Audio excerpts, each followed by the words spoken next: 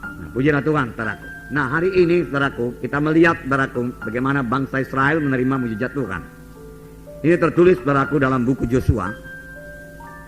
Nah, dan juga perlu kita pelajari supaya kita menerima mujizat Tuhan. Karena mujizat Tuhan masih berlangsung. Ya. Saudaraku, salah satu nama Tuhan Yesus yaitu ajaib. Ajaibnya masih berlangsung. Firman Tuhan berkata, sebelum Yesus lahir, seorang putra dikaruniakan kepadamu, seorang anak diberikan kepadamu. Ya, namanya disebut ajaib, bicara atau advokat, Allah yang Maha Kuasa, Bapa kekekalan, Raja damai. Ajaib, namanya ajaib karena perbuatannya ajaib. Nah, sesudah waktu pelayanan Tuhan Yesus dalam keempat Injil, kita melihat saudaraku banyak sekali tanda ajaib, tanda mujizat yang dilaksanakan oleh Tuhan Yesus.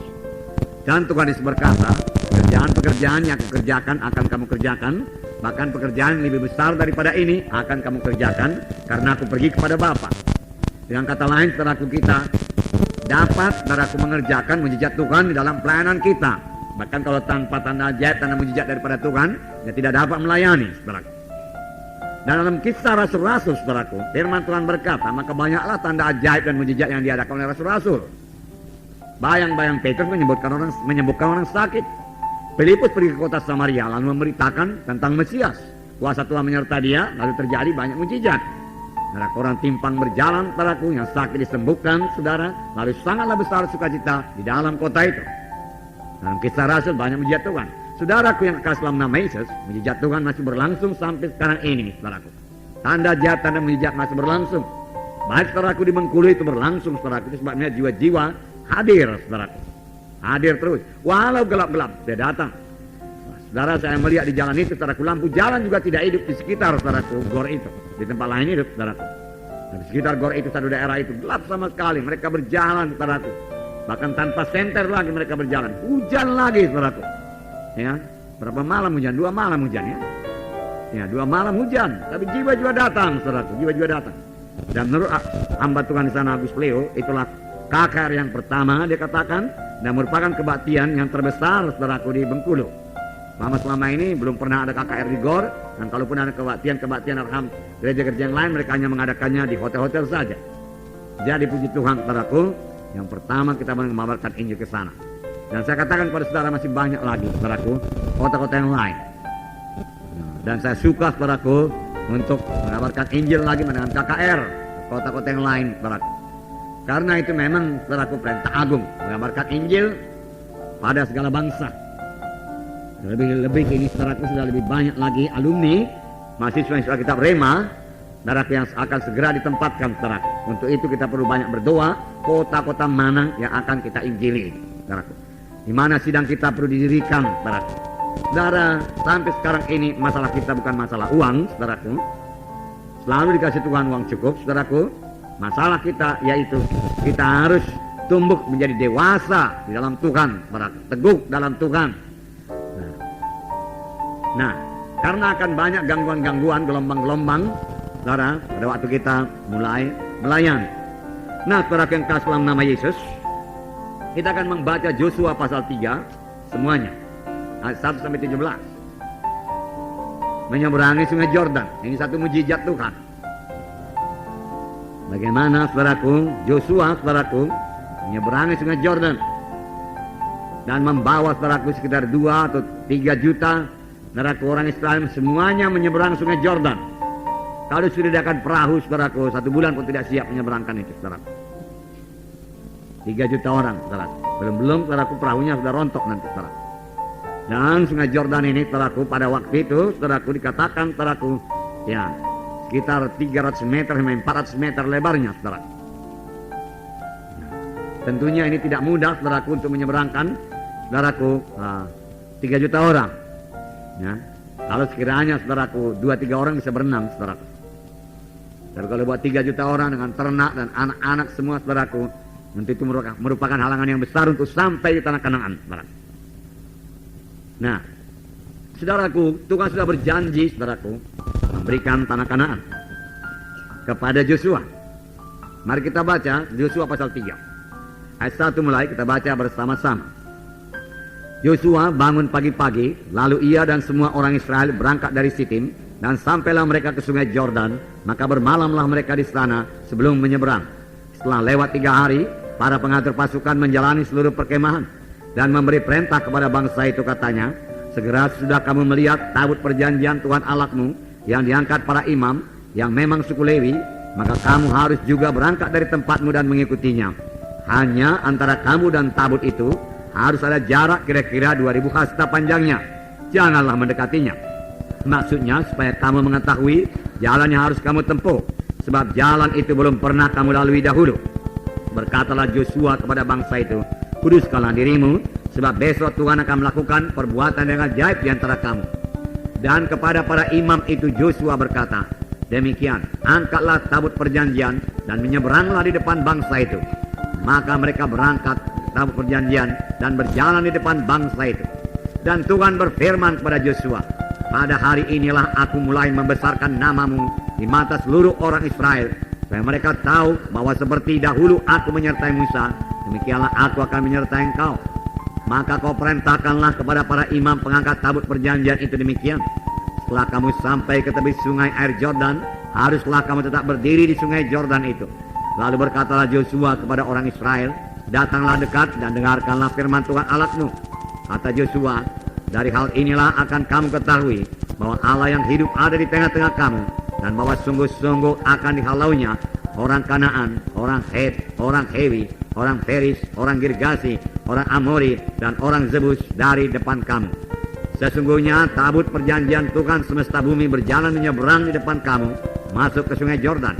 Maka sekarang pilihlah 12 orang dari suku-suku Israel, seorang dari tiap-tiap suku. Segera sesudah kaki para imam pengangkat tabut Tuhan semesta bumi berhenti di tengah air sungai Jordan, maka air sungai Jordan itu akan terputus. Air yang turun dari hulu akan berhenti mengalir menjadi bendungan. Ketika bangsa itu berangkat dari tempat perkemahan mereka untuk menyeberangi sungai Jordan, para imam pengangkat tabut perjanjian itu berjalan di depan bangsa itu. Segera sudah para pengangkat tabut itu sampai ke sungai Jordan, dan para imam pengangkat tabut itu mencelupkan kakinya ke dalam air di tepi sungai itu. Sungai Jordan itu sebak sampai meluap sepanjang tepinya lama musim menuai. Maka berhentilah air itu mengalir. Air yang turun dari hulu melonjak menjadi bendungan jauh sekali ke dekat Adam, kota yang terletak di sebelah Sartan. Sedang air yang turun ke laut Araba itu, yakni laut asin, terputus sama sekali. Lalu menyeberanglah bangsa itu di tantangan Jericho. Tetapi para imam pengangkat tabut perjanjian Tuhan itu tetap berdiri di tanah yang kering di tengah-tengah sungai Jordan, sedang seluruh bangsa Israel menyeberang di tanah yang kering sampai seluruh bangsa itu selesai menyeberangi sungai Jordan. Nah, sini kita melihat bagaimana bangsa Israel menerima mujizat yang luar biasa. Kebanyakan semua yang dewasa pada saat mereka menyeberang sungai Jordan kali ini, saudaraku, mereka belum mengalami mujizat Tuhan seperti mujizat pada waktu orang tuanya keluar dari Mesir. Mereka hanya mendengar cerita-cerita saja dari orang tuanya. Dan firman Tuhan berkata, generasi yang keluar dari Mesir itu, yang 20 tahun ke atas, harus mati di padang belantara karena ketidakpercayaannya akan mujizat Tuhan. Biarlah ini mendorong kita percaya akan mujizat Tuhan. Lalu anak-anak itu pada waktu itu sudah menjadi dewasa, boleh jadi menjadi kaum bapak, kaum ibu, dan sebagainya, saudaraku. Mereka inilah yang kemudian, saudaraku, menyeberang, saudaraku, sungai Jordan. Boleh jadi banyak di antara mereka tidak ikut menyeberang laut Kulsum pada waktu mereka keluar dari Mesir. Dan kalaupun mereka ikut, saudaraku, menyeberangi laut Kulsum pada waktu itu, umur mereka, saudaraku, mungkin 10 tahun, 5 tahun. Mereka sudah ingat-ingat lupa apa itu. Mereka tidak begitu mengerti. Jadi, saudaraku, ini satu, saudaraku, mujizat yang luar biasa kepada mereka. Mereka mengalami mujizat Tuhan. Sungai Jordan itu berhenti mengalir. Yang dari hulu berhenti di sini, saudaraku, di mana tabut Tuhan itu berdiri. Kemudian menjadi bendungan tinggi dan sampai jauh, dia katakan air itu membanjir ke hulu. Dikatakan sampai ke dekat satu kota, dia katakan tadi. Dan yang hilir ini, saudaraku, terus mengalir ke laut mati, saudaraku. Dari Galilea itu sungai itu mengalir sampai ke laut mati, kering semuanya. Dan tabut Tuhan yang diusung oleh imam-imam terus berdiri, saudaraku, di tengah-tengah sungai itu, saudara, dan mereka menyeberang, saudara. Nah, luar biasa, saudaraku. Saudaraku, memang Tuhan sudah menyuruh saudaraku mereka menyeberang. Ya. Dalam Yosua pasal 1 Tuhan berfirman kepada Yosua ayat 2, pasal 1 ayat 2. Hambaku Musa telah mati. Sebab itu bersiaplah sekarang, seberangilah sungai Yordan ini, engkau dan seluruh bangsa ini menuju negeri yang akan kuberikan kepada mereka, pada orang Israel. Nah, Tuhan menyuruh demikian, saudaraku. Nah, kalau Tuhan berfirman, saudaraku, patut sekali kita mempercayainya. Walaupun tidak masuk akal, Yosua tidak bertanya lebih lanjut bagaimana menyeberangi sungai Yordan ini, Tuhan. Bukankah bangsa ini 3 juta banyaknya dan sungai Yordan ini banjir, Tuhan, 400 meter lebarnya. Apa? Di mana kami ambil rakit, di mana kami ambil perahu dan lain sebagainya. Dia tidak bertanya demikian. Dia adalah orang beriman, saudaraku. Pada waktu dikatakan kepada Yosua, pada waktu Yosua dan Kaleb, saudaraku, pulang dari mengintai tanah Kanaan, 10 pengintai berkata, tidak mungkin kita miliki tanah Kanaan. Yosua dan Kaleb adalah orang yang berkata, bisa, kita bisa memiliki tanah Kanaan. Kita bisa mengalahkan mereka. Dewa mereka meninggalkan mereka. Tuhan kita telah beserta dengan kita. Saudaraku, jadi dia percaya akan mujizat Tuhan. Percaya akan kuasa Tuhan. Nah, kalau kita mau menerima mujizat Tuhan juga kita harus percaya.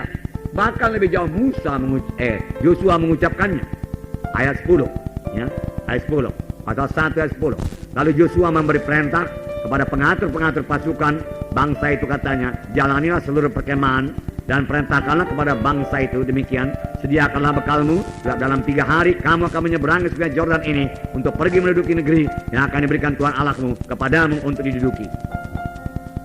Siapkanlah dirimu, siapkan bekalmu.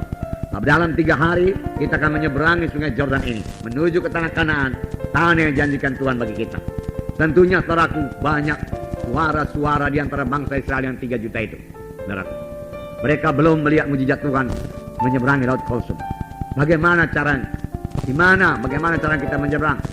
Apakah pakai perahu atau pakai rakit atau kita bikin jembatan? Kita tidak punya kemampuan untuk bikin jembatan. Bagaimana kita menyerang? Bagaimana kita menyeberang?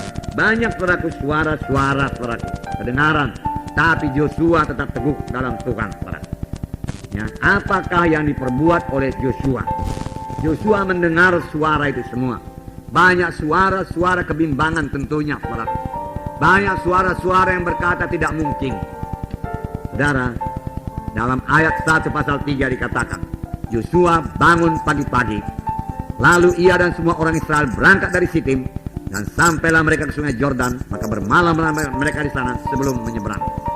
Saudaraku, mari kita pikirkan sebentar, renungkan sebentar ini. Bangun pagi-pagi. Saudara, kalau kita mau berhasil dalam pelayanan kita, saudara, kita harus belajar bangun pagi-pagi. Amin, saudaraku. Bangun pagi-pagi. Kita melihat, saudaraku, rata-rata hamba-hamba Tuhan yang dipakai Tuhan dengan luar biasa. Dia bangun pagi-pagi. Dia menyangkal dirinya. Dia bangun pagi-pagi untuk bersekutu dengan Tuhan. Ini membawa berkat yang besar, kesegaran yang besar, saudaraku. Saudara, Daud, saudaraku, dapat mengarang mazmur begitu banyak, saudara, karena dia banyak bersekutu dengan Tuhan. Kapankah dia bersekutu dengan Tuhan, saudaraku? Saudaraku, saya membacakan pada saudara mazmur, saudaraku. Banyak kali dikatakan, saudaraku, bahwasanya Daud itu bersekutu dengan Tuhan di pagi hari. Dikatakan dari sini, Yosua bangun pagi-pagi. Rupanya banyak ayatnya. Kalau saudara punya konkordansi nanti di rumah, lihat bangun pagi-pagi. Amin, saudara. Saudara akan mengetahui lebih banyak ayat dari yang saya bacakan ini. Mazmur pasal 5, ya. Mazmur pasal 5 ayat 4. Saya bacakan pada saudara. Ini salah satu bahwasanya Daud itu bangun pagi-pagi. Tuhan, pada waktu pagi engkau mendengar seruanku. Pada waktu pagi aku mengatur persembahan bagimu dan aku menunggu-nunggu. Saudara, Daud berkata, pada waktu pagi engkau mendengar seruanku. Saudaraku, selagi Daud masih segar, saudaraku, ya, Tuhan, saudaraku, sudah menunggu. Tuhan menunggu. Tentu saja Tuhan menunggu suara saudara di pagi hari untuk menyanyi, memuji Dia, untuk menyembah Tuhan, membesarkan dan memuliakan nama Tuhan, bersyukur kepada Tuhan, saudara. Dan saudara akan disegarkan Tuhan, dan Tuhan memberikan kemenangan kepada saudara sepanjang hari itu. Dikatakan di sini, Tuhan, pada waktu pagi engkau mendengar seruanku. Pada waktu pagi aku mengatur persembahan bagimu dan aku menunggu-nunggu. Kemudian Mazmur 119. 119, ayat 147, 148 dan 148. Ya. Mazmur 119 ayat 147 dan 148. Mari kita baca bersama-sama. Dapat saudara? Mari kita baca. Pagi-pagi buta, aku bangun dan berteriak minta tolong. Aku berharap pada firman-Mu. Aku bangun mendahului waktu jaga malam untuk merenungkan janji-Mu. Nah, kita tahu bagaimana Daud ini pelaku menyangkal dirinya. Pagi-pagi buta aku bangun dan berteriak minta tolong. Aku berharap pada firman-Mu. Aku bangun mendahului waktu jaga malam untuk merenungkan janji-Mu. Saudaraku, saudara Joshua bangun pagi-pagi, saudaraku, ya, untuk menerima persekutuan dengan Tuhan, untuk meneguhkan dia.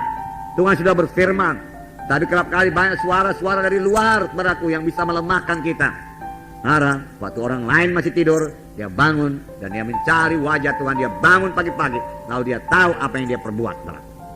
Dalam Mazmur 143, Mazmur 143 ayat 8, saya membacakan pada saudara. Perdengarkanlah kasih setiamu kepadaku pada waktu pagi, sebab kepadamu lah aku percaya.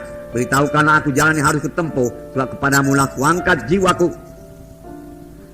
Saudaraku, sini dikatakan, perdengarkanlah kasih setiamu kepadaku pada waktu pagi, ya, sebab kepadamu aku percaya. Kemudian beritahukanlah aku jalan yang harus kutempuh. Pagi hari dia berdoa kepada Tuhan, saudaraku, ya, mencari Tuhan, mendapat kasih karunia Tuhan. Kemudian beritahukanlah kepadaku jalan yang harus kutempuh, sebab kepadamu lah kuangkat. Sepanjang hari itu tiap langkahnya dipimpin Tuhan. Tidak ada langkah yang sia-sia, tidak ada perbuatan yang sia-sia. Semua perbuatan tangan anak-anak Tuhan yang menyerahkan hidupnya pada pagi hari kepada Tuhan, saudaraku, akan sangat berhasil, saudaraku. Tidak ada pekerjaan yang sia-sia. Amin, saudara. Ya. Tapi pada waktu pagi hari dia mendahulukan Tuhan, saudaraku. Nah, dalam Kejadian 28, saudaraku, ayat 18. Di sini kita melihat satu orang hamba Tuhan Yakub, dia bangun pagi-pagi. Kejadian 28 ayat 18. Saya membacakan pada saudara. Ayat 18. Keesokan harinya, pagi-pagi, Yakub mengambil batu yang dipakainya sebagai alas kepala dan mendirikan itu menjadi tugu dan menuang minyak ke atasnya. Ia menamai tempat itu Betel, dahulu namanya kota itu Luz. Dan sesudah itu, saudaraku, banyak kali, saudaraku, mereka memberikan persembahan di Betel, saudaraku.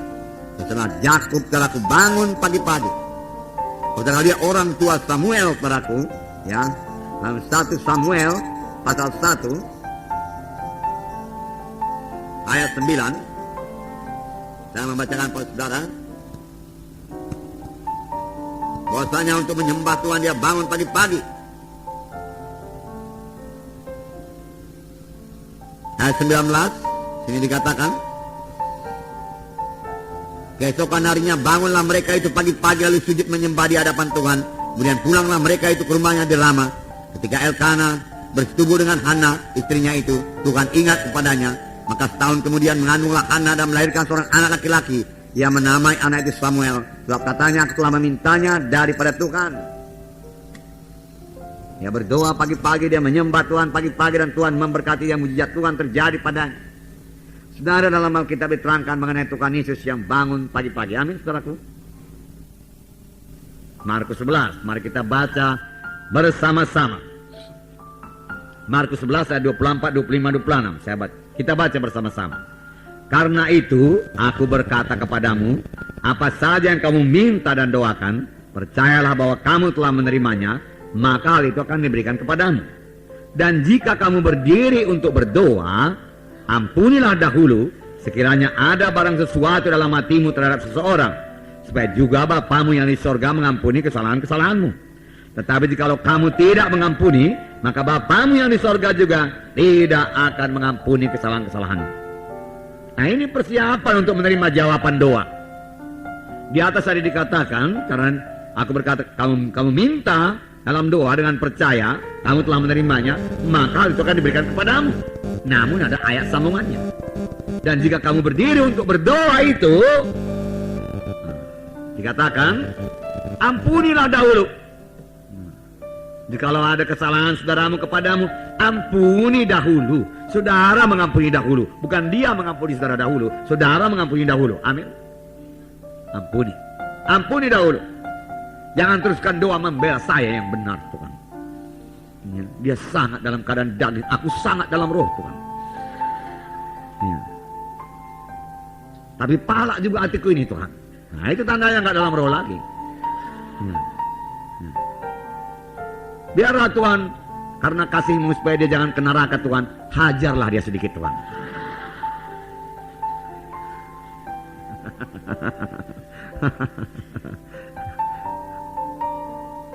Kalau kita mengampuni orang, kita tidak usah minta supaya Tuhan menghajar dia, saudara. Doakan dia supaya dia diberkati Tuhan, amin. Dan hidupnya berubah, dan dia mengasihi saudara. Ini cepat-cepat kalau mengampuni ini, saudara, ya. Jangan sampai matahari terbenam sebelum padam amarahmu. Itu kerap kali jalan setan. Matahari sudah terbenam, amarah saudaraku belum terbenam. Masih saudaraku menyala-nyala marah, itulah dia jalan setan. Baru mulailah saudaraku, ya, tidur pun tidak bisa, saudaraku melamun. Aduh, masa aku diperlakukan begitu? Ya. Pikirnya aku nggak ngerti apa-apa ini perkara rohani. Tidak percuma aku sudah training. Si Titut rema lagi. Ya. Udah tingkat 3. Dia training pun belum tamat.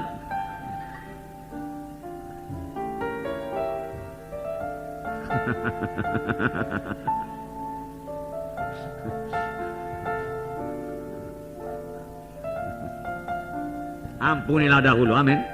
Ampunilah dahulu sekiranya ada barang sesuatu dalam hatimu terhadap seseorang, supaya Bapamu yang di sorga juga mengampuni kesalahan-kesalahanmu. Supaya Bapa di sorga mengampuni kita. Dan dikatakan di sini, tetapi jika kamu tidak mengampuni, maka Bapamu yang di sorga juga tidak akan mengampuni kesalahan-kesalahan. Ngeri itu, saudaraku. Kalau Tuhan tidak ampuni dosa, saudaraku ke neraka itu. Neraka. Doa Bapa kami juga ini masuk. Iya kan, saudaraku? Matius 6. Ya, doa Bapa kami itu Matius 6. Ya. Matius 6 ayat 12. Dan ampunilah kami akan kesalahan kami, seperti kami juga mengampuni orang yang bersalah kepada kami. Ya. Nah, kemudian dalam ayat 14 ditegaskan Tuhan lagi, karena jikalau kamu mengampuni kesalahan orang, Bapamu yang di sorga juga mengampuni kamu. Tetapi jikalau kamu tidak mengampuni orang, Bapamu juga tidak akan mengampuni kesalahanmu. Apa parahnya? Ampunilah kami Tuhan, sama seperti kami juga mengampuni orang yang bersalah pada kami. Kalau begitu gereja nggak bisa cekcok. Sebab saya lihat doa Bapa kami ini paling banyak diucapkan saudaraku di gereja. Ya, ya, maunya dituruti lah itu, amin saudaraku. Iya, dipahami isinya saudaraku. Semua habis berdoa, serentak pula berdoa Bapa kami, ya, ampunilah kami akan kesalahan kami seperti kami juga mengampuni yang bersalah kepada kami. Pada waktu itu pun seharusnya dia sudah tidak tahan lagi. Kalau selama ini ada pertengkaran, dia akan datang saudara kepada temannya itu. Oh saudaraku, serah-serahku, dia katakan. Ampunilah saya, dia katakan. Mana ada pertengkaran lagi kalau demikian? Ya? Kalau sudah mengampuni nggak bisa berkelahi lagi, amin. Nggak bisa lagi. Saudaraku, firman Tuhan ya dan amin. Amin saudaraku. Ini Tuhan Yesus yang mengucapkannya. Kita harus mempercayainya dan berhati-hati supaya kita menggenapkannya. Amin saudaraku. Ya. Kalau manusia saudaraku, ya nanti kita jumpa jam 4 ya, dikatakan. Belum tentu itu saudaraku. Tapi anak-anak Tuhan biarlah menepati janji, amin. Besok bayar utang, besok. Pasti. Besoknya lagi, saudara. Besoknya lagi. Ya. Tapi kalau Tuhan berfirman, dia katakan, ampunilah kami akan kesalahan kami, seperti kami juga mengampuni orang yang bersalah kepada kami. Tetapi jika kamu tidak mengampuni orang, Bapamu juga tidak akan mengampuni kesalahanmu. Itu betul, amin. Itu benar. Itu berarti semua kita harus mengampuni. Petrus bertanya kepada Tuhan Yesus, Tuhan, berapa kali aku harus mengampuni saudaraku? 7 kali cukup Tuhan, dia katakan. Tuhan Yesus berkata 70 kali 7 kali dalam 1 hari. Betul itu? Ya, itu firman Tuhan. Jadi harus terus mengampuni. Itulah hidup kita. Sebab Tuhan Yesus juga mengampuni kita, saudara.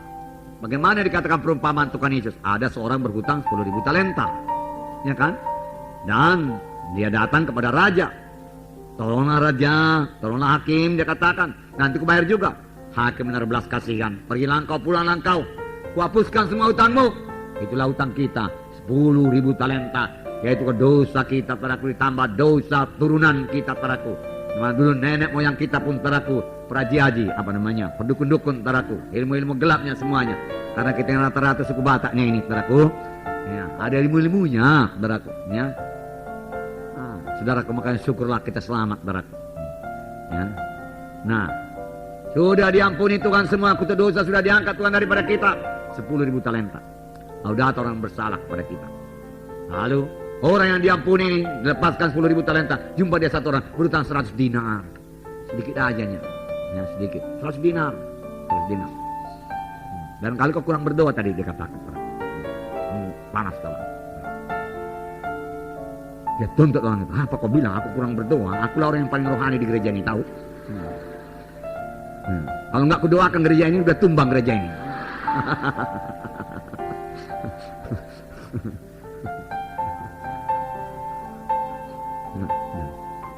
Dia tuntut, saudaraku, 100 dinar. Dia beritahu lagi kepada raja. Raja berkata, dia panggil, kenapa engkau tidak mengampuni yang 100 dinar? Sedangkan utangmu 60 juta dinar kuhapuskan semua. Bukankah pantas kalau kamu mengampuni juga yang 100 dinar? Dalam amarahnya raja itu berkata, tangkap dia, serahkan kepada Algojo sampai lunaskannya utangnya. Takkan mungkin dia lunaskan utangnya. Demikianlah kalau kamu tidak mengampuni. Jadi harus mengampuni. Nah, itu merupakan persiapan untuk menerima berkat Tuhan. Amin.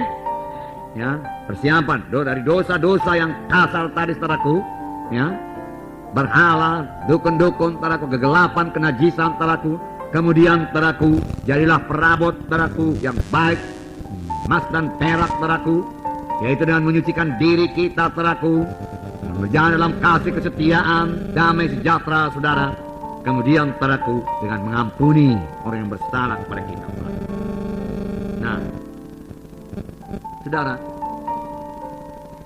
dalam tubuh Kristus, saudaraku, akan selalu terjadi, saudaraku, suara-suara negatif, saudaraku. Tapi bagi kita, saudaraku, yang sudah dewasa ini, saudaraku, biarlah kita menolong mereka, bukan untuk sakit hati kepada mereka, saudaraku. Firman Tuhan berkata dalam 2 Timotius pasal 3, ya. Satu ayat ini saja biarlah kita pikirkan, saudaraku. Ya, 2 Timotius, ya, pasal 3 itu, ya. Saya membacakan pada saudara satu ayat. Ketahuilah bahwa pada hari-hari terakhir akan datang masa yang sukar, ya. Masa yang sukar, bertambah-tambah sukar hidup rohani pada masa-masa terakhir. Karena bertambah banyak Kristen-Kristen yang kedagingan, ya. Ini sesama anak-anak Tuhan ini, ya. Bertambah banyak Kristen-Kristen yang keduniawian, lalu mulai mengejek orang rohani, ya. Bertambah banyak bayi-bayi rohani, lalu perkataannya, saudaraku, ya, boleh jadi saudaraku menyinggung, saudaraku. Akan datang satu masa yang sukar. Tapi ada firman Tuhan beberapa minggu yang lalu, hendaklah kamu yang kuat menang orang yang lemah. Jangan itu membuat kita sakit hati. Jangan, ya. Jangan membuat sakit hati. Jangan, saudaraku. Nah, dan saudaraku, dari orang dunia sendiri akan terjadi perubahan. Sini dikatakan manusia akan mencintai dirinya sendiri. Anak Tuhan juga masih ada begitu, ya. Tetapi saya harap berubah. Janganlah memikirkan diri sendiri, tapi orang lain juga. Firman Tuhan berkata, amin. Ya. Tapi di luaran sana manusia akan mementingkan dirinya sendiri, ya, dan menjadi hamba uang. Jadi hamba uang. Kelihatan di mana-mana, saudaraku, hamba uang. Kita tidak hamba uang, amin, saudaraku. Kita yang memperhamba uang. Kita bosnya. Kita katakan uang saya berikan kau untuk pekerjaan Tuhan. Uang, saya berikan kau untuk persepuluhan. Saya harus memberi kau untuk persepuluhan, karena itu bukan milik saya, itu milik Tuhan. Uang, saya berikan kau untuk penginjilan. Uang berkata, kau perlu aku. Kau perlu pakaian baru. Ini hari Natal, tahun baru.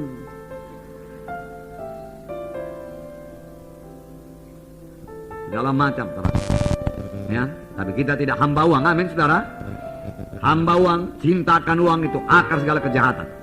Cintakan uang. Ya. Mereka akan membual dan menyombongkan diri. Membual, membohong ya, membual, menyombongkan diri. Saudaraku, anak-anak Tuhan, janganlah menyombongkan diri. Amin. Ya, boleh jadi kita tidak menyombongkan diri dengan pakaian kita, saudaraku, tidak menyombongkan diri dengan harta, tetapi perlu juga dijaga supaya kita jangan menyombongkan diri dengan rohani kita. Amin, saudara. Perlu kita menghargakan berkat Tuhan. Haleluya, Tuhan, aku bersyukur padamu. Tiap kali berdoa engkau berikan persekutuan, Tuhan. Baiklah engkau, Tuhan. Roh Kudus selalu memimpin saya berdoa. Aku boleh menyembah engkau, Tuhan, memuliakan Engkau dan bersekutu dengan Engkau dalam doa. Selalu aku rasakan hadirat-Mu, Tuhan. Tiap kali aku menyembah Engkau, puji Tuhan, aku bersyukur padamu, aku puji, ku sembah, aku memuliakan Engkau. Tetapi itu bukan membuat kita menyombongkan diri terhadap yang lain. Ya, orang lain gak ada seperti aku. Hanya beberapa orang sajalah aku rasa dalam gereja yang begini besar. Ya. Itu strategi setan, saudaraku. Ya, dia tidak menyombongkan dalam hal yang lain, dalam rohani mudah sekali. Dia kepingin di muka, supaya orang mendengar doanya yang hebat. Rohani, ya kan, saudaraku. Nah, Tuhan Yesus berkata, kalau kamu dipanggil dalam apa katanya, dalam perjamuan, duduk paling belakang, jangan di muka. Artinya jangan menonjolkan diri, jangan mencari kehormatan diri sendiri. Amin, saudara. Ya, kalau sombong rohani bisa mengajak kita ke depan, saudara. Ya, mudah-mudahan saya lah berdoa supaya aku pimpin dulu doa yang sangat rohani, sangat diurapi dan sangat berkuasa. Saat kesombongan rohani, ya, akan cukup kesempatan luar biasa kepada saudara sepanjang hidup saudara, saudaraku. Ya. Malah sepanjang saudara menyembunyikan diri, saudaraku, ya, tidak menonjolkan diri, Tuhan akan membuka jalan bagi saudara untuk melayani, saudara. Bukan pula kalau disuruh berdoa saudaraku menjadi sembunyi pula ke belakang, bukan, saudara. Ya. Berdoalah sebaik-baiknya, berkatilah semua jiwa-jiwa, amin. Ya.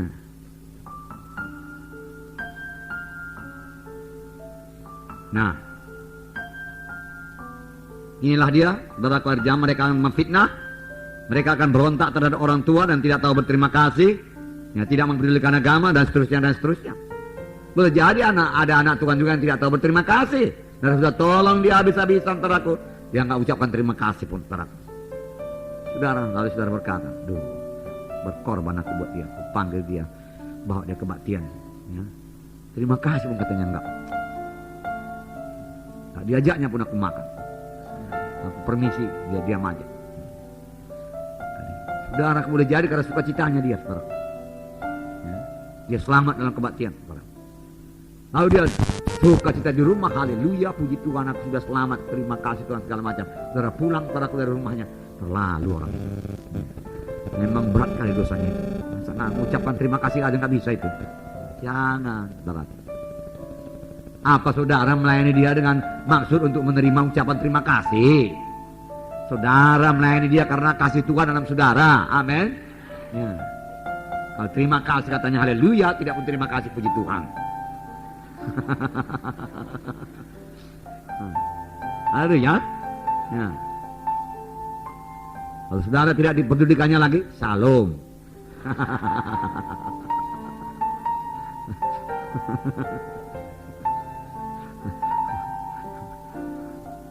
Nah, ini kedewasaan rohani, saudara. Nah, saudara yang kasih dalam nama Yesus.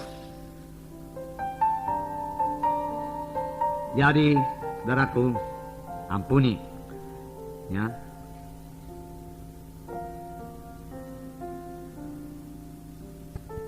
Kalau sudah diampuni, saudaraku, lupakan, mulai mengasihi. Iman bekerja oleh sebab kasih. Kalau iman saudara, doa saudara mulai berkuasa, saudaraku. Jangan simpan kesalahan. Kalau sudah diampuni, lupakanlah itu. Lupakan. Ada satu cerita, saudara. Seorang ibu mendatangi seorang pendeta. Pak pendeta, saya katakan, aku ada mau cerita sama Pak pendeta. Nanti Pak pendeta dengar juga dari orang lain, daripada dari orang lain, dari akulah, lebih bagus. Ada itu saudara kita yang namanya ini. Biasa. Cerewet kali dia itu. Berapa kali saya sakit hati dibikinnya itu, dia katakan. Apakah kau sudah mengampuni? Sudah. Jadi mengapa ceritakan sama aku? Ya supaya Pak pendeta tahu. Dia katakan. Udah berapa lama itu dilakukannya? Dia gitu. Baru sebentar Pak pendeta, 8 tahun yang lewat. Jadi selama 8 tahun itu dia ingat. Karena dia tidak mengampuni. Ya. Dalam 1 Yohanes 3, 14-15. 1 Yohanes 3, 14-15. Saya bacakan pada saudara. Kita tahu bahwa kita sudah berpindah dari dalam maut dalam hidup, yaitu karena kita mengasihi saudara kita. Barang siapa tidak mengasihi, ia tetap di dalam maut. Setiap orang yang membenci saudaranya adalah seorang pembunuh manusia. Dan kamu tahu bahwa tidak ada seorang pembunuh yang tetap memiliki dengan kekal dalam dirinya. 8 tahun dia benci itu terus. Katanya sudah mengampuni. Karena takut dibilang tidak mengampuni, sudah kuampuninya dia. Takut dibilang masuk neraka, sudah kuampuni. Sudah. Tetapi benci, ingat juga, ingat, pala. Kalau sudah mengampuni, selesai semua. Amin, saudaraku. Itulah persiapan untuk menerima kegenapan janji Tuhan. Tentunya masih ada yang lain lagi. Mengampuni, ini paling penting. Saudaraku, ada satu topik lagi, tapi ini kita simpan saja sampai hari Minggu.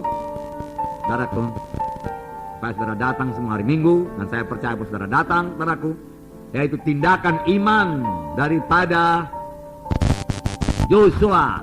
Bagaimana dia mengadakan tindakan iman. Dikasih tahu Tuhan seberangi sungai Jordan. Dikasih tahu sama imam-imam, ayo seberangi Jordan. Kamu berdiri di situ, yang lain mengikut semua, saudaraku. Jadi Yosua, saudaraku, mengucapkan perkataan iman, saudaraku. Tidak masuk di akal manusia, saudara. Bagaimana sungai itu bisa terbelah menjadi 2, saudaraku. Ya, tidak masuk akal. Berjadi banyak juga yang berkata, lah, cemana Joshua, nggak akan bisa lah sungai yang begitu besar berhenti harinya. Nah, tapi karena Tuhan sudah berfirman kepada Joshua, dia percaya kalau mujizat Tuhan terjadi. Nanti akan kita lihat pada hari Minggu. Amin, saudara. Jadi, saudaraku, yang pertama, bangun pagi-pagi, saudaraku, perbaikilah mesbah doa saudara. Jangan kurang doa saudara, jangan mundur doa saudara, saudaraku. Jangan bertumbuh terus dalam doa saudara. Amin. Yang kedua, saudaraku, ya, persiapan menerima berkat rohani. Saya percaya kalau soal ajimat berkala, tanggal-tanggal dukun-dukun sudah bebas, saudaraku. Tetapi bagaimanakah soal mengampuni ini? Saudaraku, mengampuni dengan segenap hati, dengan tidak menyimpan kesalahan orang lain, saudaraku. Mari kita praktekkan juga, saudaraku. Yang ketiga, saudaraku, kita perlu percaya kepada janji Tuhan. Walaupun Tuhan menjanjikan hal yang ajaib yang tidak masuk di akal, sepanjang Tuhan sudah berfirman, marilah kita percayai dan kita mulai mengadakan tindakan iman buat ini. Amin. Mari kita berdiri, saudara.